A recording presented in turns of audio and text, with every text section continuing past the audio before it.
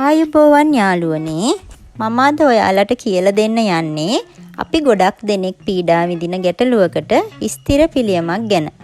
ගැහැණු පිරිමි ගොඩ දෙනෙක්ට තියෙන ගැටලුවක් තමයි හිසකෙස් අකලට සුදු වෙන එක.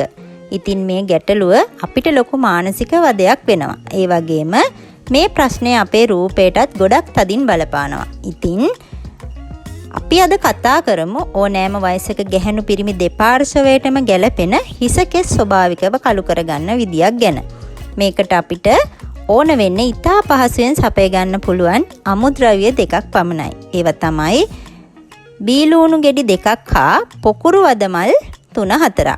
ඉතින් අපි මුලින්ම කරන්න ඕනේ මේ බීලූණු ගෙඩි දෙක සුද්ධ කරලා හොඳින් හොදලා කුඩා කැබලි වලට කපා ගන්න එක.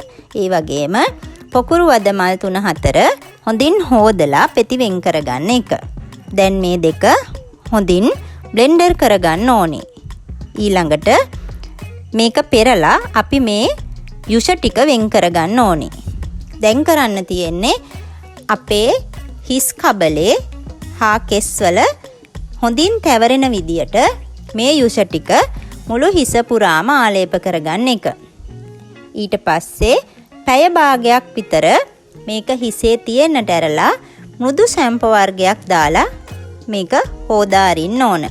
මේ විදියට සතියකට දවස් 3ක්වත් අපි මේ සත්කාරය කරන්න ඕන. ඒ වගේම මේක මාසයක් විතර එක දිගට කරගෙන ගියාම අපිට 100% සාර්ථක ප්‍රතිඵල ලබා ගන්න පුළුවන්. ඉතින් ඔයාලා හැමෝටම තියෙන මේ ගැටලුවට සාර්ථක ප්‍රතිඵල මේ ක්‍රමය කරලා ඔයාලට ලබා ගන්න පුළුවන්. තවත් ලස්සන වෙන වීඩියෝ බලන්න කැමති නම් මගේ තව වීඩියෝ තියෙනවා. ඔයාලා මාව සබ්ස්ක්‍රයිබ් කරන්න.